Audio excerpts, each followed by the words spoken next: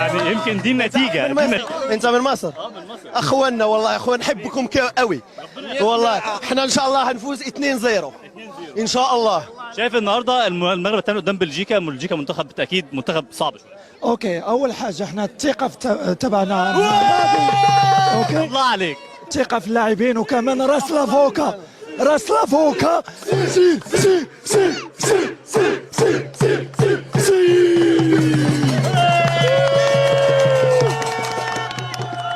كلمني عن شايف النهارده الرجراجي هيعمل ايه؟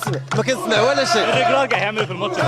والله نتمنى ان شاء الله يدخل التشكيله اللي تكون في المستوى تاع المقابله، وحنا معاه كما قال في المؤتمر الصحفي. كوراج وربي معاهم، الله يسخر لهم، وديما مغرب حتى لو خسرنا ديما نشجع فريقنا.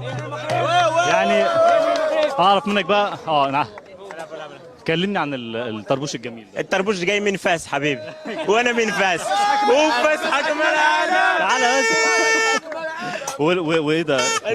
يعني فرح، يعني معاهم حياه جميله جدا والله. سمعت تعمل بايه؟ الله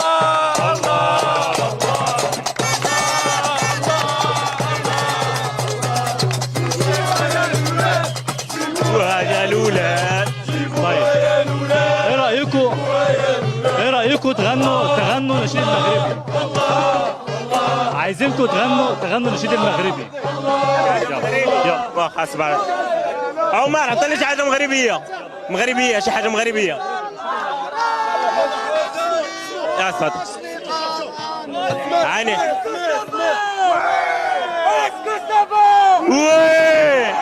ركزي معانا يا فرح عشان الموضوع مهم جدا اكيد.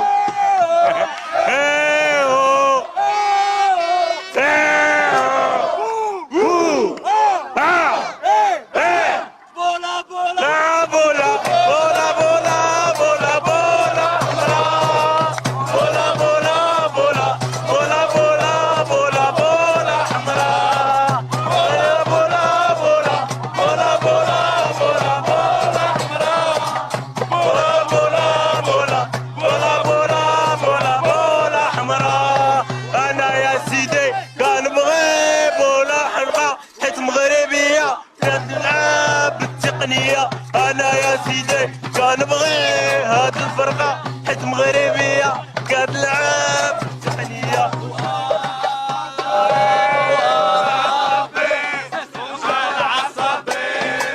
زي ما احنا شايفين فرح، اجواء اكيد مميزه جدا بنعيشها مع المغاربه، اكيد اجواء مهمه جدا بنعيشها، احتفاليه كبيره جدا واداء كبير جدا. عايز تقول ايه؟ السلام عليكم.